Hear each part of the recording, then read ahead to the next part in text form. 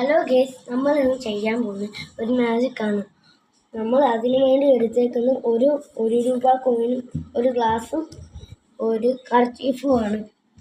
ഈ കർച്ചീഫും കൊണ്ട് ഈ ഒരു രൂപ കോയിൻ ഞാൻ മറയ്ക്കുകയാണ്.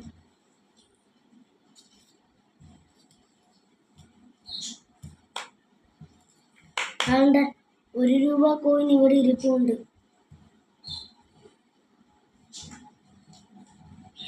ഗ്രീൻ കുട്ടിച്ചാത്ത. ഇപ്പൊ ഒരു രൂപ കോയിൻ എവിടെ ഉണ്ട്?